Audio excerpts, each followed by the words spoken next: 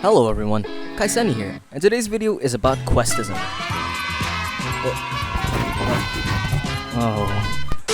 So today's video is about Reality Quest, and hey, I know some of you might go, Reality Quest? You mean that Questism ripoff?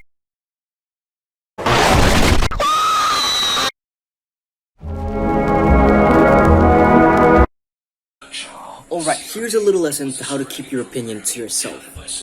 Alright, you see these two manhwas right here are very similar, to the point where sometimes it's uncanny. But have you ever heard of people enjoying things? That's right, I'm looking at you, Lucas and Power Scalers. Essentially, no matter how different or the same these two things are, Reality Quest and Questism are its own two things, so shut your fucking trap! So, Reality Quest. A story about some bowl-cut high school loser that gains a system and uses it to fight his bullies, and eventually becomes a delinquent unwillingly. This took so much time to edit. Here's the fucking intro. I wanna stay for a while.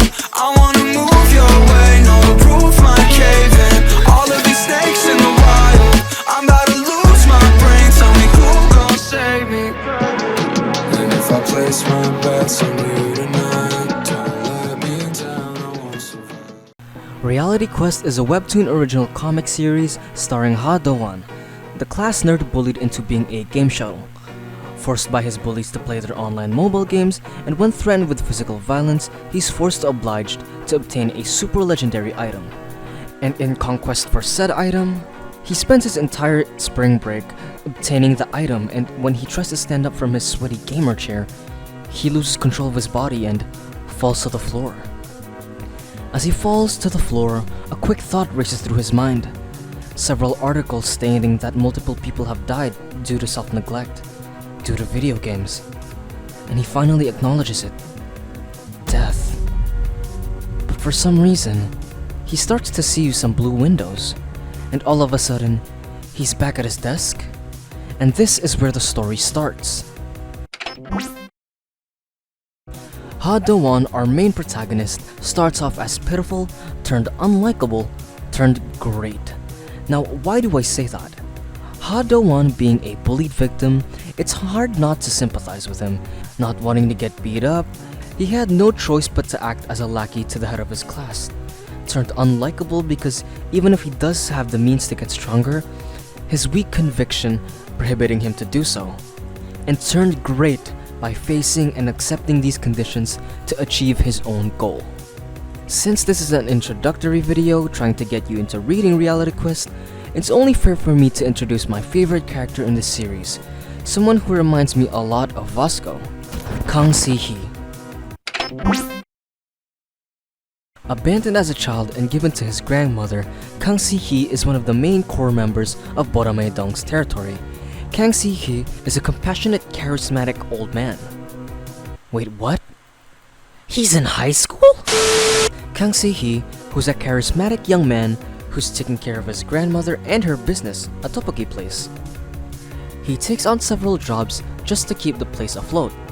But everything begins to grow more difficult when a gang called Heaven's Best came to pressure and threaten him and his grandma along with their little business. Being blackmailed by a gang into paying a scam protection fee, they had no choice but to oblige with the ridiculous request. And as time went by, the fee kept increasing, forcing Si-hee to take on multiple part-time jobs. Mind you, he is a first year in high school, so imagine how many sleepless nights he's had working to keep his grandmother safe. When he was asked why he never confided in any of other Boramei-dong's members, he simply shrugs it off, saying he could handle everything by himself. Forced to not oppose the gangster organization, for the longest time, we never knew what Si-hee was capable of. No matter how strong he is, there's no way a single high schooler could oppose an entire gang organization, no matter how strong he is. Except maybe for that guy. But with Do-won's conviction to help, even as going as far as to risk his life for Si-hee's safety and well-being, his fighting spirit is ignited with a drive to protect his newfound friends and break free from the shackles of these gangsters. And from here we get to see Si-hee's prodigious animalistic strength in fighting. With the goal of fighting to protect something, he defeats the gang's underboss with ease. Now, the reason why I love Si-hee is because of how kind-hearted he is. He's always had the strength to represent Boromei if he wanted to, but for the sake of his family and friends, he's willing to either give up fighting or keep going even as the skin is burnt off of his body. Kang Si-hee is a reliable wildcard of Boromei Dong. The plot is actually something that makes Reality Quest so different to me. The more Do-won gets stronger, the more he gets into deeper shit with the Bully Council. Now there is a much deeper plot that includes the Bully Council being so involved in Do-won's life even when he was a kid, but you can read that yourself. Now the meat and potatoes of the whole thing. Sunny, how similar is it to Questism? Very fucking similar. Well, for starters, just look at Han Do-won and Suyeon. And they both use a system, but what I think Reality Quest does better is how it portrays its system, where Reality Quest's system most definitely feels more fantastical and more video game-like, with attacks like multi-strike destruction mimicking a barrage of attacks in video games like Street Fighter and Genshin Impact, where Questism's abilities are forced to take a more practical turn with actual martial arts for the sole purpose is because that it's part of the Lookism universe where actual fighting takes priority. And as for the plot, Reality Quest's plot has heavier stakes in it. Without spoiling too much, the direct plotline of Reality Quest diverges into semantic branches like the Bully Council, the traitor of the organization of the Bully Council, and Do-won's father's circumstances.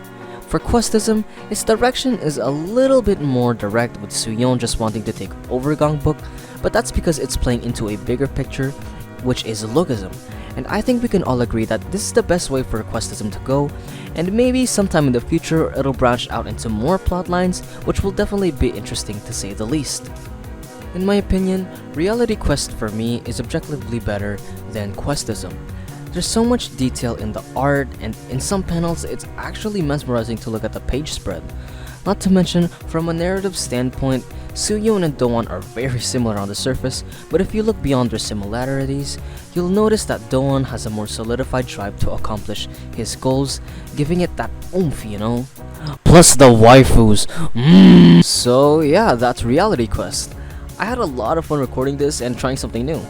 Also, YouTube told me that over 90% of the people watching aren't subscribed, so if you enjoyed this video, I'd really appreciate if you did. And with that, see you on the next video.